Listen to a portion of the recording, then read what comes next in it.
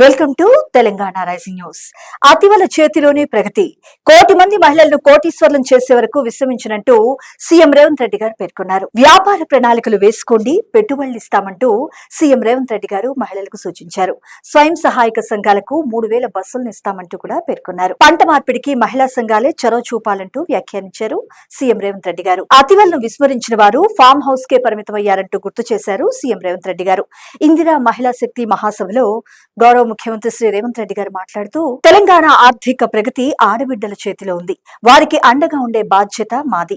ఎవరెన్ని కుట్రలు చేసినా సరే కోటి మంది మహిళలను కోటీశ్వర్లను చేసే వరకు విశ్రమించబోనంటూ స్పష్టం చేశారు సీఎం రేవంత్ రెడ్డి గారు. మహిళలను స్ఫూర్తిగా తీసుకొని పరిపాలన చేస్తున్నామని, తమ ప్రజాప్రభుత్వంలో దళార్లు దోపిడీలకు ఏమా చోటుండదంటూ పేర్కొన్నారు. ఇక్కడ మరొక ముఖ్యమైన అంశం చూసినాం. ఫ్యూచర్ సిటీలో మరొక ముందడుగు.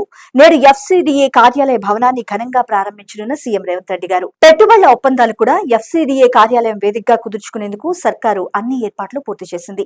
ఈ మేరకు ఎఫ్సిడిఏ కార్యాలయాన్ని అన్ని హంగులతో సర్వాంగ సుందరంగా తీర్చిదిద్దారు.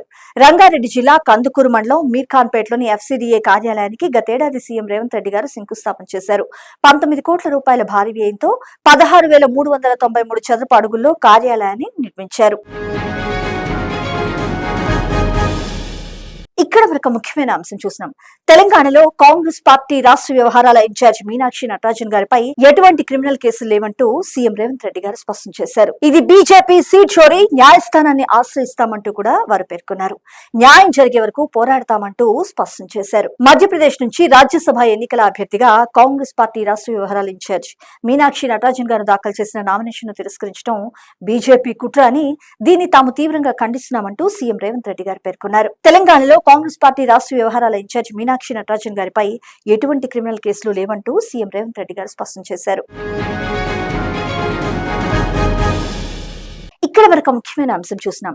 12 సంవత్సరాలుగా నరేంద్ర మోడీ ప్రభుత్వం అనుసరిస్తున్న పేదల వ్యతిరేక ఆర్థిక విధానాలు, రాజీ పడిన విదేశాంగ విధానం లక్షల మంది పేద మహిళలు తిరిగి కట్టెలపైన వినియోగించక తప్పని దుస్థితికి తెచ్చిందంటూ కాంగ్రెస్ పార్టీ అగ్రనేత గౌరవ్ శ్రీ రాహుల్ గాంధీ గారు నిప్పులు చెరిగారు. మోడీజీ, మీ వైఫల్యాల భారాన్ని పేదలు మాత్రమే భరించాలా? మీరు నిర్మించిన ఆర్థిక వ్యవస్థ కూలుతున్నందుకు కార్మికులు, రైతులు, మహిళలు, మధ్యతరగతి ప్రజలు మూల్యం చెల్లించాలా అంటూ నిలదీశారు కాంగ్రెస్ పార్టీ అగ్రనేత గౌరవ్ శ్రీ రాహుల్ గాంధీ గారు.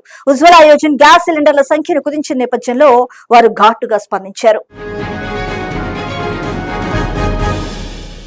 ఇక్కడ వరకు ముఖ్యమైన అంశం చూసినాం. ప్రజాప్రభుత్వానికి రైతుల శ్రమ తెలుసు, కేంద్రం కొనకపోయినా ప్రతి గింజను కొంటామంటూ డిప్యూటీ సీఎం మల్లు భట్టి విక్రమార్క గారు పేర్కొన్నారు. రైతులకు భరోసా కల్పించడమే తమ ప్రభుత్వ ప్రధాన ఉద్దేశమంటూ తెలిపారు. కేంద్ర ప్రభుత్వం ధాన్యాన్ని కొన్నా కొనకపోయినా రాష్ట్రంలోని ప్రజాప్రభుత్వం రైతుల శ్రమను గుర్తించి చివరి గింజ వరకు కొంటుందంటూ స్పష్టం చేశారు.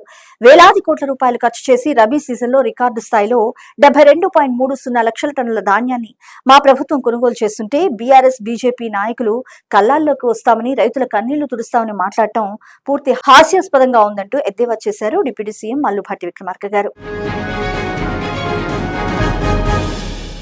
ఇక్కడ వరకు ముఖ్యమైన అంశం చూసినాం.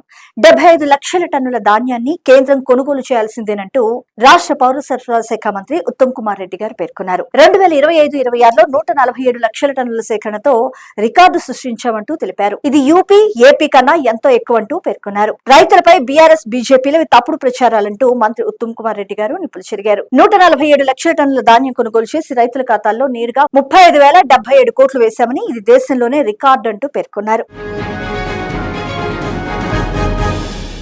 ఇక్కడ మరొక ముఖ్యమైన అంశం చూసినాం. ఈ రోజు ప్రపంచ దేశాల చూపు మన హైదరాబాద్ వైపే ఉందంటూ FTCCI ఎక్సలెన్స్ అవార్డుల ప్రధానోత్సవంలో రాష్ట్ర ఐటీ వ్యవహారాల శాఖ మంత్రి దుద్దిళ్ల శ్రీధర్బాబు గారు పేర్కొన్నారు. భారత్ లో భారీగా పెట్టుబడులు పెట్టేందుకు ప్రపంచ దేశాలు మన మహానగరం వైపు చూస్తున్నాయంటూ వెల్లడించారు. భారత్ లో వ్యాపారాల విస్తరణకు అత్యంత ఆకర్షణీయమైన గమ్యస్థానంగా మన హైదరాబాద్ అగ్రగామిగా నిలిచిందంటూ పేర్కొన్నారు.